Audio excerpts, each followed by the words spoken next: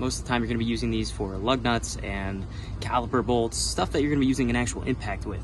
But it's always good to have an extra set of sockets, regardless if they're impact or not. I want to thank the seller for sending this to us in exchange for a video and helping me get this lawnmower running good. Check out the inside of this whole kit. So, inside you're going to have a maintenance instructions paper and all of your sockets. We got also some extensions here and even a swivel and an adapter for your 3/8 ratchet. Goes from 10 all the way up to 24 in the metric, and it goes from 3/8 up to 1 inch in standard. So there it is, tight fit. It's easier with one hand or two hands.